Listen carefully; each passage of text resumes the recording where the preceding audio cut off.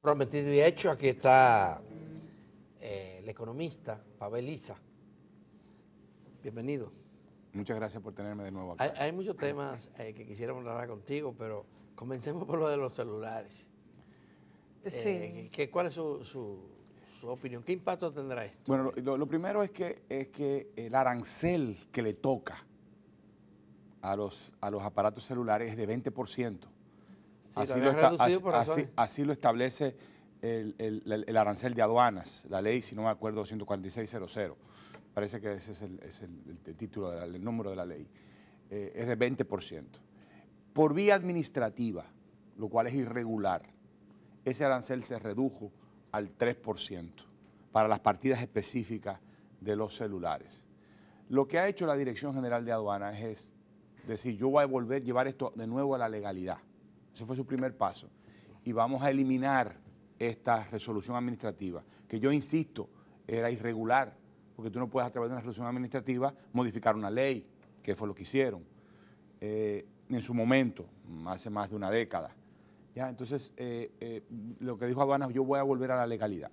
Obviamente el problema de eso es que te incrementa, o sea, está en términos normativos es correcto, pero al incrementarte de 3% a 20%, más de un 500%, la carga arancelaria, es decir, el impuesto que pagan los aparatos al momento de ser importados, eso te va a incrementar el precio de los aparatos y en un momento en el cual se procura que haya acceso universal a Internet, ya Internet es incluso, el acceso a Internet es considerado casi un derecho básico, ¿no? Porque hay demasiadas cosas que dependen ya del acceso a Internet. Entonces, te va a hacer que los segmentos más pobres de la población tengan menos acceso. O sea, el costo del aparato es una barrera muy importante de acceso a Internet. Si ese costo sube, pues entonces la meta de lograr acceso universal a Internet. Y esto se produce en un momento en que el presidente se contiene. El presidente está ponderando la necesidad o la importancia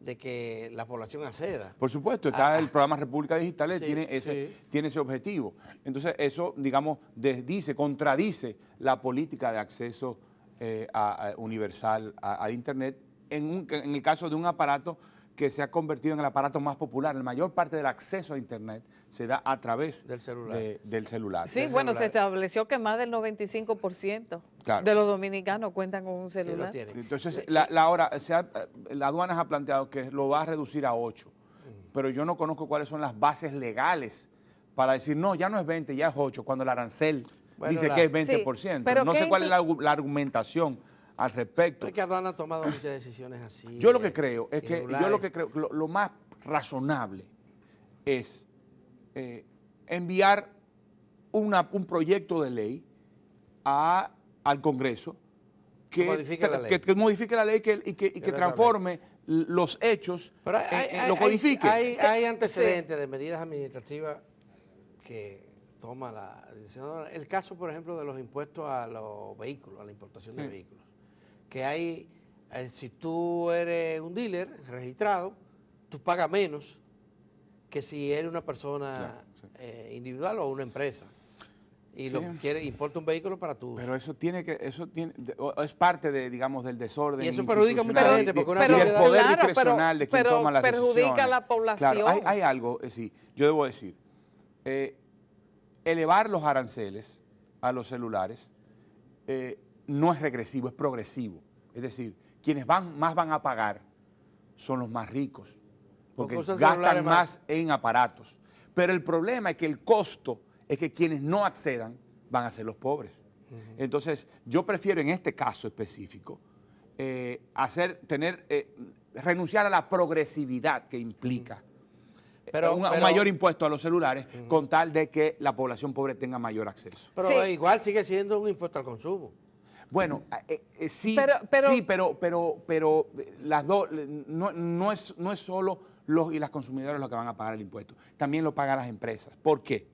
Porque al subir el arancel, al subir el impuesto, las ventas bajan. Y entonces los consumidores pagan más, pero las empresas venden menos también. Entonces el costo económico es compartido por ambos. Ahora, en la medida, debo decir, que el mercado de las telecomunicaciones es un mercado concentrado, En el caso de los celulares que vendan las empresas de telecomunicaciones, los consumidores van a tender más a pagar el precio que las propias empresas. Y las propias empresas van a poder traspasar más rápido que en el caso en que fuera un mercado más competitivo. Sí. Ahora, va a haber un desvío. También ese es otro elemento. Va a haber un desvío porque probablemente ahora la tendencia a pedir más aparatos por Internet va a ser más, es decir, por envío expreso, pedido por Internet para que se envíe expreso, va a aumentar. O que la gente, los que viajan, o los que viajan los traigan, claro. Y además traerlo fraudulentamente, quiero decir, tratando de evadir los impuestos. Si tú tienes hasta $200 libres, entonces tú lo pides desde Estados Unidos y yo no creo que haya un mecanismo para verificar el origen, además. Sí. Es decir, ahí hay un tema de que vas a sencillamente cualquier pedido que tú hagas y que venga por Internet, que venga por correo expreso de Estados Unidos, va a estar exento.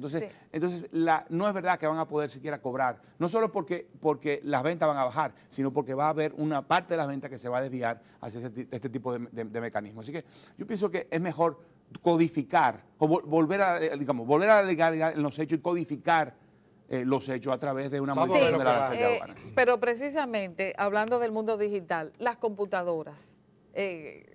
No, eso no se ha tocado. Sí, pero ¿cuál es el impuesto? Yo creo que, si mal no recuerdo, ya eso hace más de una década, la resolución administrativa también afectó, me parece que, a las computadoras, porque en el arancel del año 2000 tenían su arancel, me parece que de 20%, y luego fue modificado al 3%. Pero no estoy seguro de eso. Sí, no es una contradicción. Por supuesto. Que la República Digital, ¿cuánta propaganda, cuántos anuncios tenemos bueno, uno lo ve como dilapidándose recursos de tanta propaganda al respecto? Entonces, ¿no sería más conveniente, si de verdad quieren una República Digital, bajar los aranceles para la computadora, que no sea tan costoso para los estudiantes y para la gente, para la sociedad en general, que tenga derecho? Claro, hay que señalar algo. El acceso a Internet y la apropiación de Internet, porque no es solo el acceso.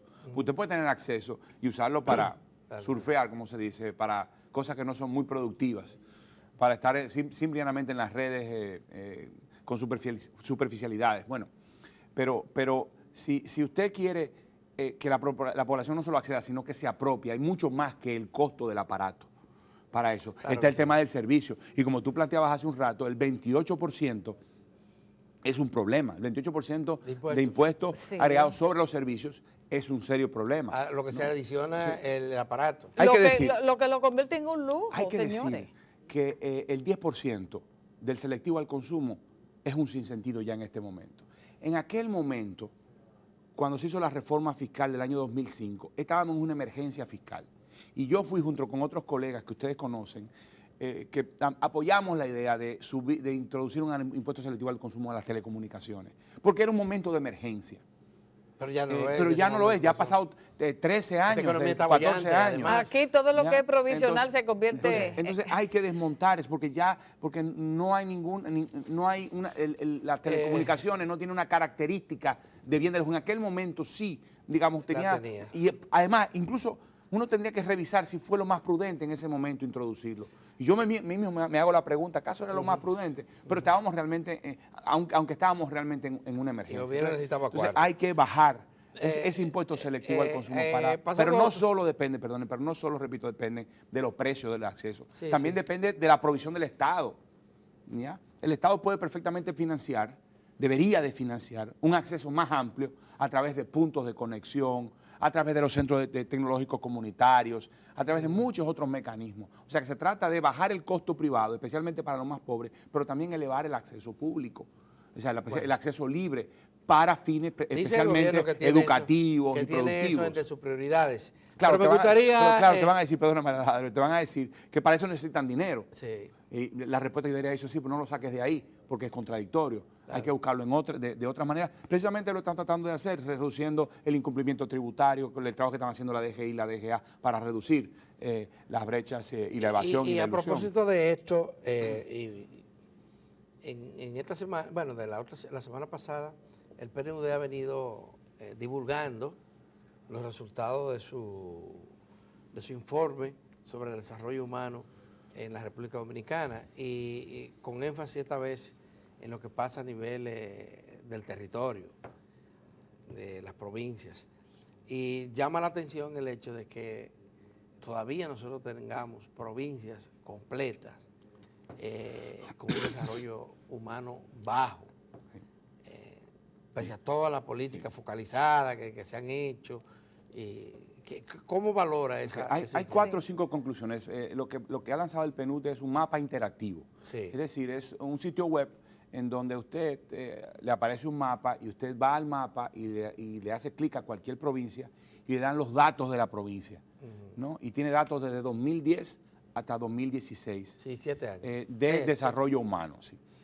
Hay que decir lo siguiente, el índice le da datos del índice de desarrollo humano. Claro. El índice de desarrollo humano se compone de 3 tipos de indicadores: indicadores de ingreso, capacidad de compra de la gente, de indicadores de salud y de indicadores de educación. Obviamente eso no es desarrollo humano, porque el desarrollo humano es una cosa mucho más amplia, ¿no? Pero es una simplificación del desarrollo humano, pero que te da una aproximación de cómo está la calidad de vida en las provincias. Y lo que este mapa nos está indicando, que entre 2010 y 2016 hay varias cosas. Primero, que todavía este sigue siendo un país pobre. A veces el discurso económico triunfalista puede distorsionar la realidad. Se trata de un país pobre. ¿Ya? De las 22 provincias que tiene el país, 27 de las 32, o sea, de las 31 más el distrito, 27 tienen un índice de desarrollo humano medio bajo o bajo. ¿Ya? Eso es un elemento importante. La segunda conclusión que da este mapa es que es un país muy fragmentado. La distancia que hay entre el Distrito Nacional y el resto de las provincias es pasmoso. El Distrito Nacional tiene un índice de desarrollo humano que es 36% más elevado que el índice de desarrollo humano de la segunda provincia con más alto índice. ¿Qué Santiago? ¿Qué es Santiago? Bueno, si mal no recuerdo, y Santiago quedó en medio bajo. O sea, hay 4 provincias en datos de 2016 que están en el índice de desarrollo humano medio alto. O sea, solo el Distrito Nacional tiene un desarrollo humano alto. Ojo, este desarrollo humano alto no es en comparación con el mundo, sino es en el contexto del propio país. Sí, con los índices, exacto. ¿verdad? En comparación con las provincias. Con comparación con las provincias. Entonces, hay 4 provincias que tienen un índice de desarrollo humano medio alto. El resto tiene un índice de desarrollo humano medio bajo o bajo. Entonces, ¿cuál? Bueno, San José de Ocoa, San José de Ocoa, Monseñor Noel. Exactamente. Distrito Nacional y falta una. Ya no recuerdo, son 4 y están principalmente en el Cibao Central. Hermanas Mirabal. Hermanas Mirabal. Esas 4 provincias Salcedo. son... Pero entonces, lo que yo decía en uno de mis artículos, decía, no hay provincia de clase media en este país casi, solo apenas 4. O está el Distrito Nacional, que es rico, entre comillas, y luego está el resto del país. Pero en esas 4 hay niveles de pobreza. Sí, y todo eso contradice el discurso del gobierno, que ahora, toda esta bonanza económica ha logrado una clase media emergente. Sí, realmente es muy fuerte la información que ofrece este mapa y nos retrata al país como un país pobre, en donde el Distrito Nacional es una excepción respecto al resto, incluyendo Santo Domingo, la provincia de Santo Domingo, ¿no? Sí. Que también tiene un índice de desarrollo humano medio bajo. Luego, el tercer elemento es que, y en esto sí se apoya, digamos, el argumento del gobierno, es que todas las provincias mejoran en ese periodo. O sea, entre 2010 y 2016, el desarrollo humano en todas las provincias sube, no hay en ningún caso sube, en ningún caso retrocede, ni se queda estancado.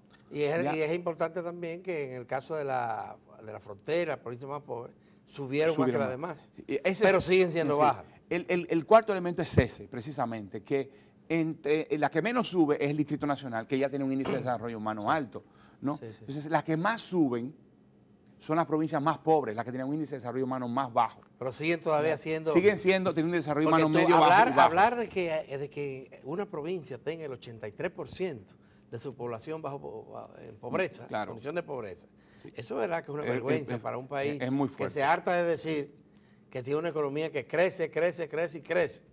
Claro, entonces por ahí ese es otro hallazgo que te ofrece el mapa interactivo.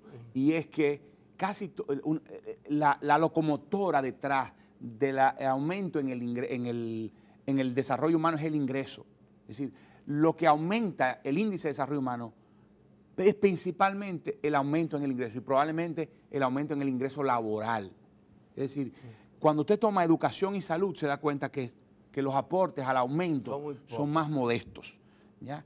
Es fundamentalmente ingresos. Eso significa que probablemente, cuando uno lo piensa, dice, pero la tasa de desempleo no ha bajado tanto, ¿cómo es que tenemos esta contradicción? Las personas que trabajan aparentemente están recibiendo un mayor salario, un mayor ingreso laboral, y eso ha hecho que el índice suba. Ahora, pero cuando uno toma los indicadores de salud y de educación, lo vemos más rezagado. Ahora, ¿están estancados? No, no están estancados. También los indicadores de salud y educación mejoran. Pero cuando uno te toma el de salud, ¿qué es lo que mejora en salud? La cobertura, la seguridad social. O sea, el índice de salud tiene un conjunto de componentes. A ver, tiene un conjunto de componentes. Y entonces, uno de los componentes es el aseguramiento en salud. El carnet, porque... O sea, que es un indicador de proceso, no de resultado. Claro. ¿Ya? Lo que pasa es que como hay falta de indicadores, los colegas del PNUD, hay que coger los mejores. No, y el gobierno se ha cansado de decir dentro y fuera del país que aquí estamos mejorando sustancialmente porque llegamos ya a un 75% de la población que tiene carnet. Y eso pero se olvida de que 4 millones de eso, estamos hablando casi un tercio, es el carnet del SENASA.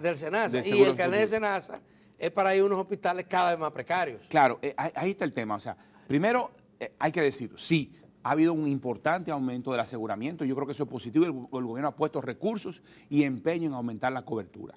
Ahora, eso no se traduce automáticamente en resultados en el cuidado de salud, ¿ya? El indicador que se usa a nivel mundial para medir el estado de salud es la esperanza de vida al nacer. Pero en este caso no tenemos indicador de esperanza de vida al nacer a nivel provincial, porque la muerte es un evento raro. Entonces, cuando usted toma la muerte en una provincia que es relativamente pequeña, el dato no es significativo. Entonces tiene que tomar otros indicadores. Pero hay otros indicadores también de salud que son importantes para bueno, ellos utilizan la mortalidad infantil, la mortalidad materna. Exactamente. Y eso sí está mal. Bueno, en el caso de la tasa de mortalidad infantil, lo que han hecho es, bueno, vamos a calcular la inversa, que es la tasa de sobrevivencia infantil, porque la idea es tener un índice que sea, digamos, con un indicador, digamos, positivo. Entonces, cuando se ve el indicador, efectivamente se ve que el progreso en la tasa de sobrevivencia no es muy importante. Ha habido progreso, pero no ha sido. No, y hay una aclaración que no lo hacen, que sí la ha hecho UNICEF. En términos de mortalidad infantil, ciertamente el país ha avanzado, pero se ha agravado una parte de esto, que es la mortalidad neonatal. Que es donde está el problema. Exactamente. Entonces, la cifra general te invisibiliza ese problema. Exacto, gravísimo. Porque los niños que sobreviven al año ahora tienen más probabilidades de sobrevivir más adelante. Claro. Perdón, los niños que sobreviven al mes de nacido tienen más probabilidades de sobrevivir. Ha mejorado la sobrevivencia después del mes. Pero antes del mes no. Lo que está dando cuenta de la atención en salud, la precariedad en la atención de salud. Por eso el enfoque tiene que cambiar ahora. La prevención y la promoción de la salud. Sí. Ahí tiene que cambiar el enfoque hacia el cuidado hospitalario y el cuidado prenatal. Sí, ¿y cómo queda el embarazo en adolescentes? Ok, ese es otro indicador que saca el informe, el mapa provincial de desarrollo humano, y es que calcula el índice de desigualdad de género. Y tiene diferentes indicadores, entre ellos el indicador participación política medido por la cantidad de representantes en el Congreso por provincias. También tiene la participación laboral de las mujeres respecto a la de los hombres. Tiene, en materia de salud, tiene tasa de fecundidad en adolescentes. Eso es novedoso, ¿verdad? Y eso es muy interesante. Yo creo que el PNUD está haciendo un buen ejercicio y un buen aporte, está siendo creativo. Y ahora se está utilizando cada vez más este tipo de herramientas con enfoque de género. Entonces, cuando uno toma este indicador de fecundidad, uno se da cuenta de que, primero, el indicador de desigualdad de género se mantiene con muy poco progreso, 2010-2016, desafortunadamente. Seguimos estancados. Y es por lo que dice Amitila, la tasa de fecundidad en adolescentes se mantiene estable. La tasa de participación laboral de las mujeres aumenta. Estable en alta, ¿verdad? Porque sí, en alta. O sea, muy alta, es de la más alta de la región, valga la aclaración. La tasa de participación laboral de las mujeres aumenta, pero aumenta poquito. Ahora, eso es una tasa que aumenta, pero a muy largo plazo, porque es un tema cultural y de participar. Bueno, hay un tema, hay todo un conjunto de determinantes sociales y culturales que limitan la participación de las mujeres en el mercado de trabajo. Entonces, ese tampoco aumenta mucho. La participación en el Congreso mejora, pero tampoco mejora mucho, ya lo sabemos. Entonces, cuando vienes a ver el progreso es bastante limitado. Y además, los ayuntamientos mejora, bueno, casi no mejora. Bueno, sabemos del tema de las vicealcaldesas y demás. No, y las alcaldesas, solamente el 7% de las alcaldías. Y cuando uno toma el mapa, se da cuenta que no hay una provincia en particular. No hay ningún patrón. No hay ningún patrón que diga, bueno, ¿dónde mejoraron más? ¿En la frontera? ¿En las provincias, digamos, que tienen grandes centros urbanos? No aparece eso. La provincia donde hay grandes centros urbanos, el índice de desarrollo, de desigualdad de género, no es particularmente mejor que en otras provincias. Sí, todo este trabajo, este esfuerzo, este enorme esfuerzo del PNUD por darnos a conocer todos esos datos, se supone que el objetivo debería ser políticas públicas, que el Estado pueda tomar políticas públicas al respecto. Entonces, ¿qué le parece en ese caso de embarazo de adolescentes o tasa de fecundidad, como quiera llamarle, que el Ministerio de Educación, el llamado a que se imparte educación sexual, prevención entre nuestras adolescentes, óigame, firme un convenio con una representación de las iglesias evangélicas? Bueno, debo decir... O sea, ¿a dónde es que vamos? Debo decir que creo que esta semana ya se está llamando al lanzamiento oficial del Plan Nacional de Reducción de Embarazo en Adolescentes. Que es resultado de un gran... De un esfuerzo intelectual, de un esfuerzo analítico, que debe tener buena calidad. Yo no lo he visto, pero me parece que debe ser un esfuerzo, un plan robusto. Claro, ¿cómo logramos? Primero hay que analizarlo para saber si contiene los elementos... Para que no pase lo que ha pasado con otros planes en ese mismo sentido, que al final no se invierte el dinero, que al final... Bueno, lo primero es la calidad del plan. Sí. Y luego está exactamente esto que dice, que no se quede en el papel, sino que hay una adecuada articulación entre todas las instituciones y que este tipo de cosas que está hablando Ana Mitila, que no bloqueen la posibilidad de avanzar de manera significativa, en particular en lo que tiene que ver con salud sexual y reproductiva y en lo que tiene que ver con conocimiento de las niñas y de los jóvenes y las jóvenes en materia de reproducción y de salud sexual. Y entre paréntesis, he mencionado las iglesias evangélicas porque fue lo que firmaron la semana pasada, pero igual con la iglesia católica. Claro. Yo soy católica, pero entendemos que las iglesias, la religión no debe interferir con entonces, con la toma de políticas. Ahí hay un tema. El otro tema es el tema de salud en general. Yo creo que el mensaje más fuerte que yo siento que da este mapa interactivo es la necesidad de transformar aseguramiento, movernos desde el aseguramiento, no abandonar el aseguramiento porque hay un 25-30% de la población que no está asegurada, pero empezar a poner énfasis con recursos, pero no solo con recursos, en el tema de calidad de atención en salud. Yo creo que ahí es que está el tema que yo ahí veo es donde cojea salud, el sistema. Y está metido en un tema que interesantísimo, es que se sigue poniendo énfasis en el carné, en el establecimiento desde el punto de vista físico, hacer nuevos, y se descuida totalmente la inversión en el ámbito público, porque si tú tienes un seguro que es público y que solamente te lo aceptan en los establecimientos de la red pública de salud, ¿qué significado tiene que tú tengas un carnet si entonces cuando tú vas a los servicios son precarios? La idea es que... además la gente se sigue enfermando más porque no hay prevención. La idea es que los centros de salud se financien de la seguridad social de forma cada vez más creciente. Yo no sé cómo está, digamos, ese proceso, pero eso fue lo que estableció la reforma del Centro de Salud y la Ley de Seguridad Social. Eso es chulísimo desde el punto de vista del mercado. Ahora, cuando tú vas a lugares como la provincia de Bauruco, cuando tú vas a la provincia de Azua, cuando tú vas allí, ¿quién es que lo va a financiar? Si todo el mundo es un desbaratado. Tú tienes el 83% de la población que es pobre. No, lo que pasa es que si tú tienes un financiamiento público, hace NASA para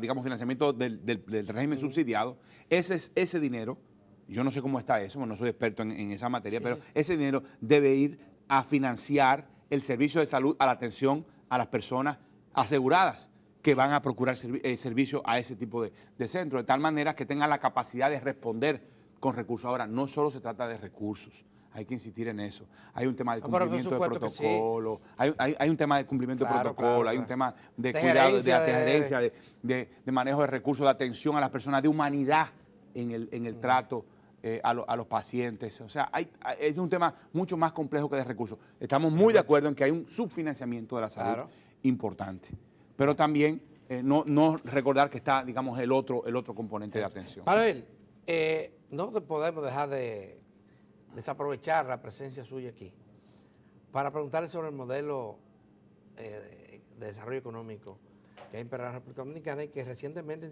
inclusive, muchos no entendíamos por qué el Banco Central salió a defender ardorosamente, ¿verdad?, este modelo y diciendo que era el más justo y que no había... Podría reajustarse, pero no cambiarse. ¿Qué piensas sobre eso? No, a ver, yo creo que el Banco Central lo que hizo fue en mucho hablar del modelo de una economía más abierta y una economía en donde, digamos, las señales de mercado sean las que guíen y en donde el Estado, digamos, ofrezca estímulo. Yo no creo que eso es lo que está en discusión en este momento. Claro. Yo no creo que el país se pueda abstraer. Cuando la gente habla de un nuevo modelo, no se está refiriendo no se está refiriendo a que vamos a cerrar la economía, vamos a volver, digamos, a la sustitución de importación del pasado, una economía más cerrada, cuando esta economía ya está demasiado abierta e integrada a redes globales de producción, a través de Zona Franca, a la red global de turismo. Yo no creo que de eso se trate. Se trata más bien de cómo se produce y cómo se distribuye la riqueza. Muchas gracias. Y en este caso lo que estamos hablando es de que la producción, el crecimiento continúa estando fundamentado en bajos salarios. Y no hay derrame. Y no hay derrame porque lo que mueve, digamos, la economía es unas tasas de ganancia muy significativas para ciertos sectores que motoriza la inversión, ¿no? Y eso digamos, no está apoyado en un aumento en la productividad de las personas, en el sentido de la productividad laboral, es decir, en el sentido de las capacidades productivas de las personas. Si las personas no son más productivas, las personas no pueden capturar los beneficios de ese crecimiento. Pero y quien lo captura es quien invierte, no el empleo. Hay varios economistas, y voy a mencionar uno, Luis Vargas, que insisten en que la productividad aquí se ha elevado significativamente, que lo que ocurre es que los beneficios de la productividad y de la producción sí se están invirtiendo inversamente como se hacían. A ver, lo que pasa es que yo estoy de acuerdo con eso porque ¿cómo tú mides la productividad? Tú dices, ¿cuánto se produjo y cuántos lo produjeron? Es decir, el total de la producción entre el número de personas. Claro. Y la producción por persona ha aumentado. Eso es. ¿Ya? ¿Pero por qué ha aumentado? ¿Porque las personas mismas se han hecho más productivas? ¿O más bien porque lo que ha habido es inversión? ¿Ya? Y cuando hay inversión, lo que hace, ¿quién captura los beneficios del aumento, del incremento en la producción? Los dueños del capital. Sí, bueno, dice... Y se quedan con la ganancia. Las personas mismas no son más productivas. La inversión por sí sola no da dividendos, si no hay el aporte del trabajo, que es fundamental. Entonces, el crecimiento económico, para que se traduzca en mayor bienestar, tiene que derrotar el desempleo. Entonces, tiene que ser un crecimiento que genere empleo, que reduzca el desempleo y que encarezca el trabajo. Entonces, eso sería y al mismo tiempo que haga el trabajo más productivo, invirtiendo en educación. Pero eso va por la línea de evitar que sigamos la tendencia a la concentración. Sí, claro. A la concentración de la forma de reducir la concentración es invirtiendo en educación. Hay varias vías, pero invirtiendo en educación, logrando... Invirtiendo adecuadamente en educación, hay que decirlo. Haciendo que el crecimiento genere empleos, reduciendo el desempleo, porque cuando reduces el desempleo, la fuerza de trabajo escasea. El mercado laboral no hay que regularlo como se regula. Bueno, y luego yo creo que, un momento. Y logrando una política de salario mínimo más activa, que empuje hacia arriba. Yo no creo que el salario mínimo sea el determinante, pero sí es una fuerza que puede ayudar. Es una fuerza que puede ayudar. Oye, sobre todo el salario mínimo no alcanza para satisfacer las necesidades mínimas de una persona, que es lo que ha establecido también el Banco Central. Sí, el más bajo. Claro, lo que pasa es que tú tampoco puedes elevar el salario mínimo, o sea, distanciar demasiado el salario mínimo de la productividad de las personas. O sea, tienes que hacerlo de una manera gradual y sostenida. ¿Ha pensado, Pavel Isa, el rango de salario mínimo, el rango de aumento de nuestros 22 o 23 salarios mínimos que tenemos? ¿El rango debería ser qué? ¿Entre 10 y 20? Yo creo que el aumento del salario mínimo debe ser superior a la inflación y de manera sostenida y probablemente de manera más frecuente. Ahora lo que tenemos es lo que hemos tenido es un aumento cada 2 años. Y lo que ha hecho principalmente, exceptuando en el último aumento, en los últimos 2 aumentos, lo que ha hecho es compensar la inflación acumulada hasta ese momento, desde el último aumento del salario mínimo. Pero no adelantarse. Pero no más que compensa, además. Y el poder adquisitivo perdido entre los aumentos no es compensado. Entonces, la idea es que los salarios mínimos aumenten más rápidamente, digamos, más frecuentemente y lo hagan un poco más que la inflación. No puedes disparar los salarios mínimos tampoco, porque obviamente puede tener un efecto en el empleo. Pero ¿por qué no se indexa? Bueno, o sea, hay un proyecto de ley, el proyecto de ley de reforma electoral que contempla indexación. Entonces, ¿por qué no se hace eso mismo con los salarios? Lo que ha hecho el aumento del salario mínimo ha sido indexar a la inflación. Pero eso no es suficiente. Pero con un rezago de 2 años. Claro. Y solamente indexar. Repito, excepto en los últimos 2 aumentos que se fue un poco por encima. Pero ayer de la inflación. mismo hablaba, este fin de semana hablaba el gobernador del Banco Central, volvía sobre el tema. Él tiene razón en eso. Y él dice, bueno, que por lo menos debería satisfacer la necesidad del quintil más, de menores ingresos. Sí. El salario mínimo debería resolver eso, que no quiere decir que lo va a superar la pobreza ni nada de eso. Es correcto. Es simplemente paliar un problema. Así es. Y estamos lejos de eso. Claro, porque el desempleo no cede mucho. Pero será solo por el desempleo, porque esa es la otra que critican algunos. Estamos hablando del desempleo, de checar la culpa del desempleo, la baja formación de la fuerza laboral, todo esto. Pero las riquezas se siguen produciendo con esa mano de obra calificada o no calificada, sin las cuales es imposible producir riqueza. Por supuesto, por eso yo creo que tiene que jugar un rol, los dos roles. Cuando tú tienes 700.000 personas, 800.000 personas esperando por un empleo, tú vas a tener una presión a la baja del salario muy fuerte, ¿ya? Entonces, hay a quienes le suman la migración. Yo creo que eso puede ser un elemento importante. Yo pienso que hay parte de la migración que no tiene efecto tan fuerte porque hay trabajo para migrantes donde los dominicanos participan, pero hay otros segmentos que probablemente los migrantes sí participan y también añaden presión a la baja en esos puestos de trabajo. Pero cuando tú tienes de todas maneras una fila larga de personas esperando por un empleo, tú vas a tener siempre una presión a la baja en el salario. Entonces, tiene que atacar ese tema. El aumento en los salarios no se produce automáticamente por crecimiento, porque cuando el crecimiento se produce por el aumento en la producción en sectores que no son intensivos en empleo, pues entonces tú lo que vas a tener es un aumento en la ganancia. Pero las perspectivas inmediatas no son a incrementar la fuente de empleos, por eso va a reducirse por el desarrollo tecnológico. Por eso necesitamos políticas de desarrollo productivo que pongan énfasis en el tema de empleo, de promover específicamente actividades o tecnologías que generen empleo. Al tiempo, debo decir, no separado, es una estrategia que parece contradictoria, pero es de 2 patas, al tiempo que promueve el escalamiento tecnológico y los salarios más elevados.